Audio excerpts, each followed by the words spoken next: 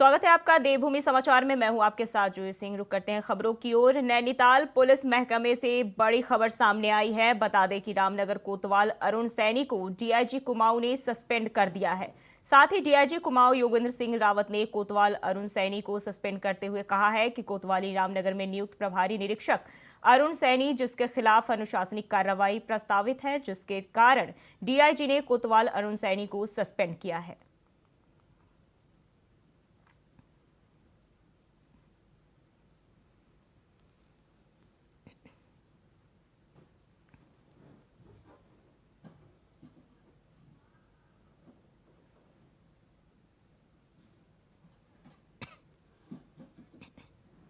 तो डीआईजी ने कोतवाल को सस्पेंड कर दिया है। रामनगर से आपके साथ खबर साझा कर रहे अनुशासनात्मक कार्रवाई का आदेश दिया है। अरुण सैनी नाम के कोतवाल को डीआईजी ने सस्पेंड किया है।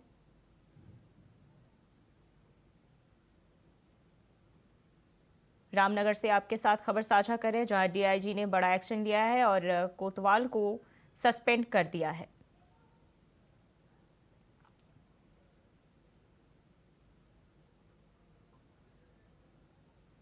कोतवाल का नाम अरुण सैनी बताया जा रहा है, जिसे डीआईजी ने कार्रवाई करके सस्पेंड किया है। रामनगर से खबर सामने आ रही है, जहां डीआईजी ने बड़ा एक्शन लिया है और कोतवाल को कार्रवाई कर सस्पेंड कर दिया है।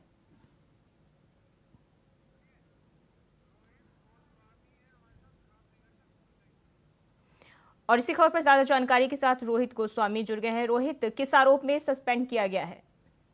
जी, मैं आपको बताऊं कि रामनगर कोतवाली पुलिस के द्वारा कुछ दिन पूर्व एक रिजॉर्ट में जो है छापा मारा था और छापेमारी के दौरान जो है दो लोगों को वहां से गिरफ्तार किया गया था और उसपे जो है वो उन्होंने उनकी जो है कोर्ट से अपनी जमानत कराई। आबकारी अधिनियम के तहत ये पूरा मामला था।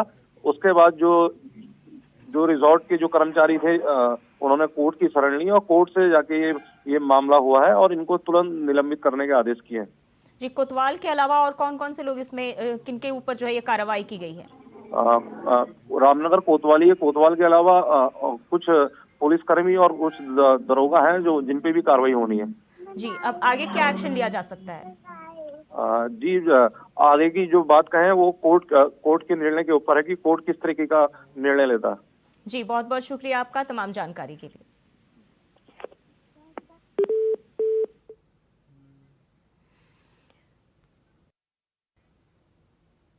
और लक्सर क्षेत्र में गाय भैंस का अवैध सीमन बेचे जाने का मामला सामने आया है। पशु स्वास्थ्य विभाग के लक्सर प्रभारी वीरेंद्र सिंह के नेतृत्व में ही विभागीय कर्मचारियों ने ऐसे मामले का खुलासा किया है।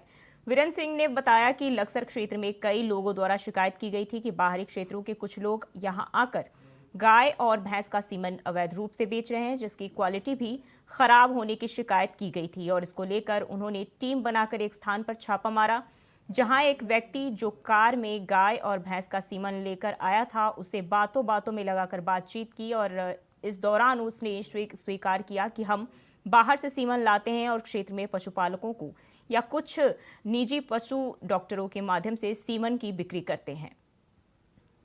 एक यूएलडीबी के कार्यकर्ता योगेंद्र द्वारा सूचना दी गई कि अवैध रूप से सीमेंट की बिक्री हो रही है पेट्रोल पंप के पास। तो मैं और मनोज जी, हमारे फार्मासिस्ट हैं, हम दोनों वहाँ गए। तो वहाँ पे देखा कि एक सीमेंट विक्रेता अवैध रूप से सीमेंट बेचने की कोशिश कर रहा था। जब तक हम वहाँ पहुँचे और मनोज जी ने उसकी वीडियो बनाने की कोशिश करी, उससे बातचीत हो रही थी, तो एक तरह से उसने गाड़ी स्टार्ट ही कर रखी थी और गाड़ी लेके वो भाग गया। उसके साथ एक मोटरसाइकिल पे दो लोग और बैठे हुए थे, क्योंकि हमारे पास ना तो पुलिस प्रोटेक्शन था ना यूएलडीबी के साथ में कोई कार्यकर्ता साथ में थे। हम दो थे, वो 3-4 लोग थे, तो इस वजह से हम उसको पकड़ नहीं पाए, वो निकल गया। और इसी खबर पर ज्यादा जानकारी के साथ जसवीर सिंह लक्सर से जुड़ गए हैं। जसवीर, क्या मामला है पूरा? इस तरह से मामला सामने आया, साफ हो गया कि कहीं ना कहीं अभी भी देहात क्षेत्र में जो नकली और डुप्लीकेट यानी कि अवैध रूप से जो बाहर से ला करके सीमेंट बेचा जा रहा है, जिससे आपने देखा भी होगा कि अधिकांश पशु जो है गाभिन नहीं हो पाते, खासकर गायें। और जबकि सरकार और विभाग का टारगेट है कि ज्यादा से ज्यादा गाय की जो असली नस्लों की का प्रजनन बढ़ाया जाए, यानी क्षेत्र में दुग्ध उत्पादन बढ़े और डेयरी विकास का भी कहीं ना कहीं उसमें भी जनरल का उद्धार हो, जो उससे लोग जुड़े हुए हैं उनका भी कहीं ना कहीं विकास हो। तो उस पर भी ये एक तरह से देखा जाए तो पलीता लग रहा है। तो जिस तरह ये पशु स्वास्थ्य विभाग की टीम ने ये मामले का खुलासा किया, इसमें एफआईआर दर्ज कराने की तैयारी की जा रही है। तो इससे हो सकता है कि आने वाले दिनों में इसका कुछ फर्क पड़े, यानी जो इस तरह के लोग हैं जो तस्करी के रूप में यहाँ करके बाहर से सीमेंट बेच रहे हैं। और ये भी कहा जा रहा है कि जो सीमेंट वो दे रहे हैं किसानों को या पशुपालकों को, तो वो कहीं ना कहीं उसकी क्वालिटी भी अच्छी नहीं है, यानी जरूरी नहीं है कि उससे प्रजनन हो, तो वो भी कहीं ना कहीं किसानों को नुकसान भी है। वो लोग तो बेच कर चले जाते हैं, उसके बाद किसान को फिर 1 साल इंतजार करना पड़ता है, गाय दोबारा जब तक खेत पर हो, तो उसकी भी कहीं ना कहीं समस्या खत्म होगी। जी, तो छापेमारी जब उम्मीद, की गई है तो वहां से मौके से क्या कुछ बरामद किए गए हैं? असल में जैसी टीम ने उस तस्कर को घेरा, तो वो कहीं ना कहीं उसका जो एक साथी था उसने गाड़ी स्टार्ट की हुई थी, तो वो इनके कब्जे से बचकर निकल गया। लेकिन ये कहा जा रहा है कि उसके पास काफी मात्रा में सीमेंट था, इसे लेकर के वो भागने में कामयाब रहा। अब पुलिस से मांग की जा रही है कि या तो पुलिस प्रोटेक्शन दिया जाए जो पशु स्वास्थ्य विभाग की टीम है, ताकि भविष्य में यदि कोई इस तरह का मामला सामने आता है तो उसे वो दबोच सके, क्योंकि जो तस्कर होते हैं वो बड़े चालाक और चारों तरफ से वो जो ऐसे भागने के रास्ते हैं उन्हें तलाश कर रखते हैं, तो उसका फायदा उठा करके वो बच भागे हैं। तो कब्जे में तो कुछ नहीं आ पा, पर खुलासा जरूर हो गया है कि नकली और अवैध सीमेंट यहाँ बेचा जा रहा है। जी, इसमें अवैध कारोबार जो किया जा रहा है इसमें कितने लोग शामिल हैं? ये बताया जा रहा है कि अभी प्राथमिक तौर पर तो करीब 1 दर्जन के लगभग जो लोग जो हैं वो अलग अलग क्षेत्रों में उत्तर प्रदेश या दूसरे क्षेत्रों से ला करके सीमेंट उत्तराखंड में बेच रहे हैं। तो अभी इसके बाद जब इन लोगों में से कोई गिरफ्तारी किसी की होगी या फिर कुछ और तथ्य सामने आएंगे, तभी जाकर के पूरा कहा जा सके। क्योंकि स्वास्थ्य विभाग भी केवल इतना ही बता रहा है कि उन्हें अभी तक केवल यही पता चला है कि कुछ लोग लगातार चोरी छिपे सीमेंट बेच रहे थे। जी, क्या लगता है कब तक गिरफ्तारी होगी? कानूनी तौर पर जो है क्या कदम उठाए गए हैं? अभी पुलिस इस मामले की जांच कर रही है, हो सकता है कि जल्दी ही कोई ऐसा जो अवैध सीमेंट बेचने वाला वो गिरफ्तार हो, उसके बाद कहीं ना कहीं इसका विस्तार यानी कि इस पूरे कारोबार का भंडाफोड़ हो पाएगा। जी, बहुत बहुत शुक्रिया आपका तमाम जानकारी के लिए।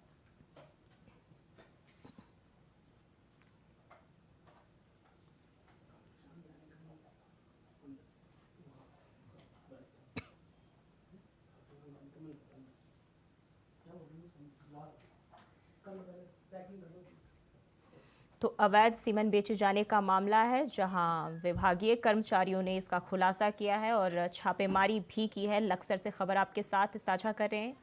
क्वालिटी खराब होने की सीमेंट की जानकारी मिली थी, जिसके बाद जो है टीम ने यह छापेमारी की और इस दौरान जो है एक आरोपी को पकड़ा भी गया, हालांकि वह भागने में कामयाब रहा। पशु डॉक्टरों के जरिए जो है वह यह कारोबार, अवैध कारोबार जो है क्षेत्र में कर रहा था।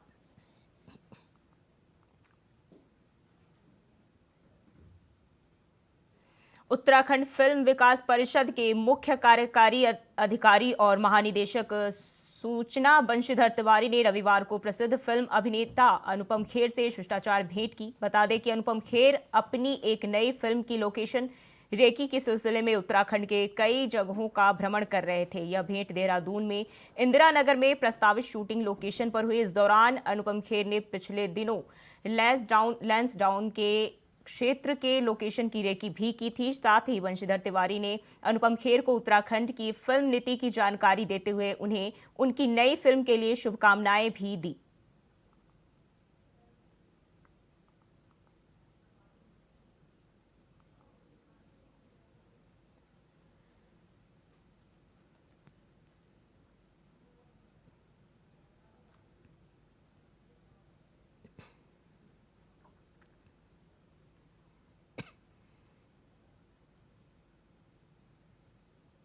वहीं रामनगर में एक तेज रफ्तार कार ने एक 10 साल के बच्चे के साथ ही 2 लोगों को जोरदार टक्कर मार दी, जिसमें 3 लोग घायल हो गए, जबकि एक की हालत गंभीर होने पर उसे हायर सेंटर रेफर कर दिया गया। मौके पर मौजूद भीड़ ने तुरंत ही कार सवार युवक को पकड़ लिया, जो नशे में धुत बताया जा रहा है। वहीं पुलिस ने कार के ड्राइवर को भी गिरफ्तार करते हुए आगे की जांच शुरू कर दी है।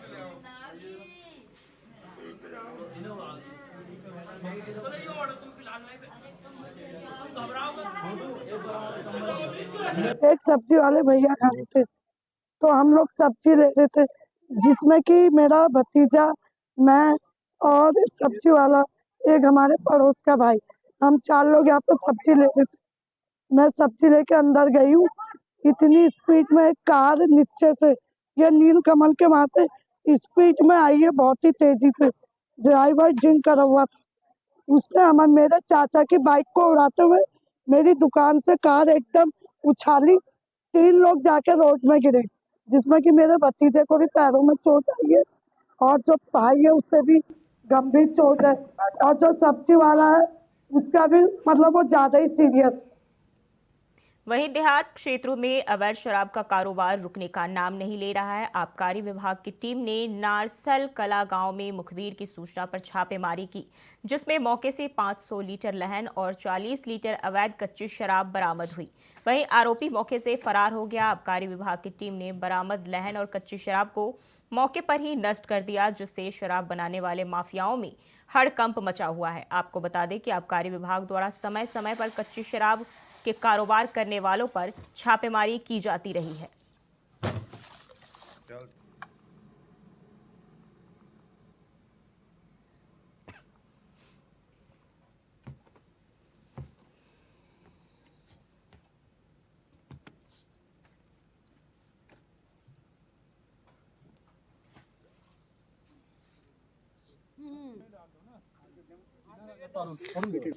रात में एक अपने मुखबिर की सूचना से मिली कि नगला नारसन कला के गांव में के जंगल में कोई भट्टी चला रहा कच्ची शराब की।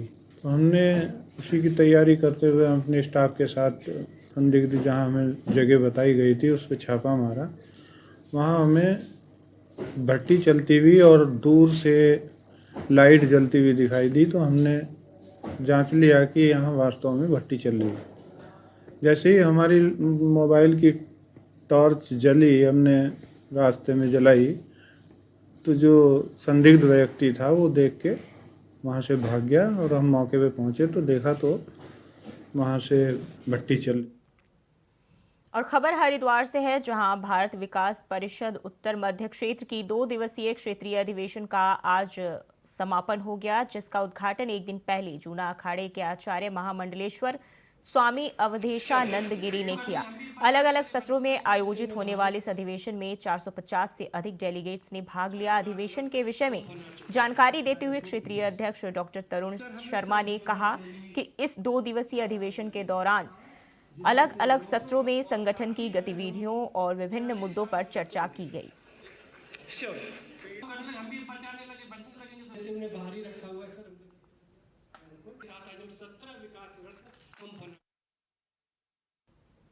और कोटद्वार के लोक मणिपुर इलाके में एक दुकान में शॉर्ट सर्किट से आग लग गई, जिसमें एक महिला बुरी तरह झुलस गई। बता दें कि 30 वर्षीय महिला अपनी दुकान में काम कर रही थी और इसी बीच अचानक दुकान में भयानक आग लग गई। आग की चपेट में आने से महिला बुरी तरह जल गई। आसपास के लोगों ने बड़ी मुश्किल से महिला को आग की चपेट से बाहर निकाला। महिला को बीएस अस्पताल कोटद्वार लाया गया है, जहां महिला का इलाज किया जा रहा है। डॉक्टर के मुताबिक महिला का शरीर 80% तक जल चुका है।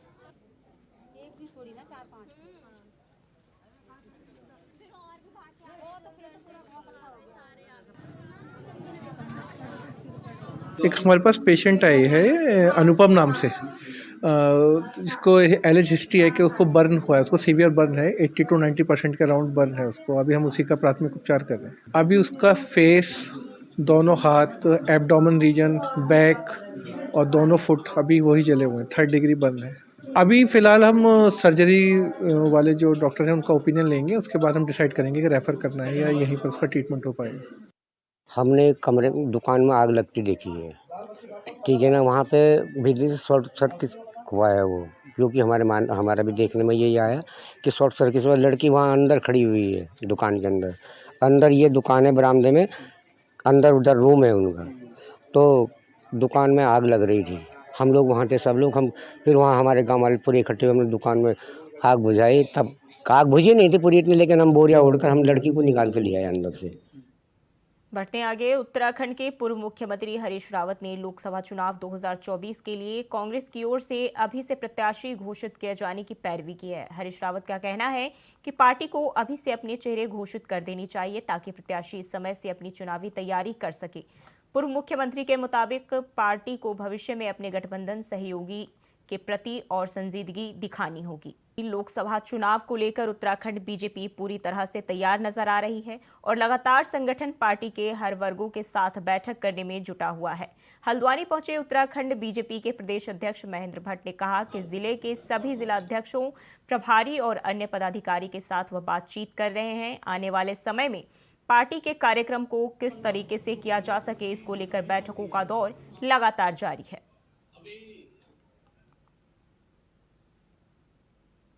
विषय कार्यक्रमों को धरा पर उतारने के लिए जिले के संगठन का बहुत बड़ा योगदान रहता है। इसलिए प्रत्येक जिले के संघ अध्यक्ष, जिले के प्रभारी हमने बैठक में बुलाए हैं और आगामी दिनों के जो कार्यक्रम, खास तौर पर हमारे विभिन्न जो वर्ग हैं उन वर्गों के बीच के जो कार्यक्रम हमारे होने हैं, इसके साथ साथ केंद्र सरकार द्वारा जो विकसित भारत संकल्प यात्रा के कार्यक्रम का प्रबंधन है, क्योंकि सरकारी कार्यक्रम हमारे कार्यक्रम में इन्वॉल्व होते हैं। अभी विश्वकर्मा योजना पूरे प्रदेश के अंदर अब लागू हो गई है, इसलिए उस विश्वकर्मा योजना को भी धरातल पर गरीब व्यक्ति तक वो उसका लाभ पहुंचे, इन सब विषयों को लेकर आज की बैठक होने वाली है। साथ साथ भविष्य हमारे प्रत्येक विधानसभा के हर मंडल में हमारे जो है 11 की टोली, जो बूथ टोली है, उसका सम्मेलन होने वाले, उनका स्थान किस स्थान पर होगी, सारे विषय की चर्चा आज की बैठक में होने वाली। और उत्तराखंड पावर कॉर्पोरेशन लिमिटेड की बोर्ड बैठक में बिजली तारों में 23 से 27% बढ़ोतरी की प्रस्ताव को सहमति मिल गई है। इसके बाद यूपीसीएल दरें बढ़ाकर उत्तराखंड विद्युत नियामक आयोग में याचिका दायर करेगा। बताया जा रहा है कि ये दरें 1 अप्रैल 2024 से लागू होंगी। ऊर्जा भवन में अपर मुख्य सचिव और निगम के अध्यक्ष राधा रतूड़ी की अध्यक्षता में बैठक हुई, जिसमें बिजली की दरों में बढ़ोतरी का प्रस्ताव रखा गया। अब बिजली बढ़ोतरी को लेकर कांग्रेस ने सरकार को आड़े हाथों लिया है। कांग्रेस मुख्य प्रवक्ता गरिमा सोनी का कहना है कि एक तरफ मुख्यमंत्री उत्तराखंड को ऊर्जा प्रदेश बनाने की बात कह रहे हैं, तो वहीं अब बिजली दरों में बढ़ोतरी होने जा रही है। आज के समाचार पत्रों में हास्यास्पद 2 खबरें लगी हैं। एक तरफ मुख्यमंत्री के कसीदे पढ़ते हुए बयान लगे हैं, जिसमें वो प्रदेश को ऊर्जा प्रदेश बनाने में कोई कसर नहीं छोड़ेंगे, ये कहते हुए नजर आ रहे हैं और पता नहीं कितने लाख करोड़ के निवेश की बात कर रहे हैं। वहीं दूसरी खबर छपी है कि अगले अप्रैल से 27% बिजली का के बिलों में इजाफा होने वाला है। तो कहीं ना कहीं वो गरीब जनता आखिर जाए तो जाए कहाँ, जिसके घर में बेरोजगार लड़का बैठा हुआ है, जिसके थाली में ना दालें ना सब्जी समा पा रही हैं, गैस सिलेंडर 1200 से ज़्यादा का हो रहा है। तो एक तरफ आमदनी तो नील है घर की और महंगाई छप्पर फाड़ के है, ऊपर से आप बिजली की दरें भी लगातार बढ़ाते चले जा रहे हैं। 7 साल भाजपा को यहाँ हो गया, 7 सालों में 5 से 7 बार ये बिजली की और पानी की दरें बढ़ा चुके हैं और जिस वक्त चुनाव में जाते हैं तो ये कहते हैं कि हम विकास के पथ पर अग्रसर प्रदेश को दौड़ाएंगे, डबल इंजन की ट्रेन दो हमको। ऐसे में जनता ने तो पूरा प्यार और विश्वास दिया, पता नहीं कहाँ कमी रह गई कि कोई भी आमदनी का जरिया भाजपा की सरकारें खोज नहीं पा रही हैं और लौट घूमकर सिर्फ और सिर्फ गरीब जनता की जेब पर ही डाका डालना एकमात्र उपाय बच रहा है। वहीं नैनीताल के बैलपोखरा में आयोजित विकसित भारत संकल्प यात्रा में केंद्रीय राज्य मंत्री अजय भट्ट ने शिरकत की। विभिन्न विभागों के शिविरों में दी गई सरकारी योजनाओं की जानकारी और कई लोगों को योजनाओं से भी जोड़ा गया।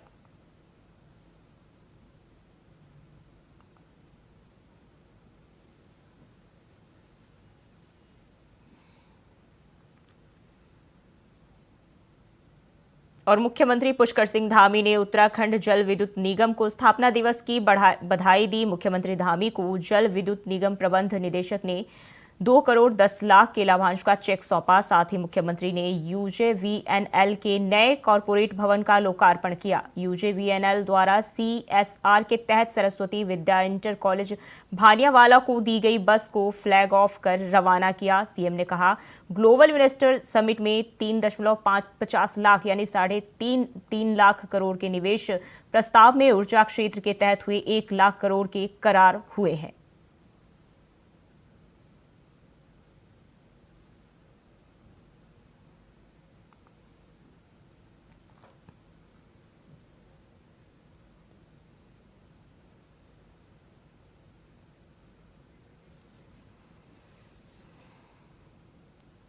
और फिलहाल के लिए देवभूमि समाचार में बस इतना ही। खबरों के लिए बने रहिए इंडिया वॉइस के साथ।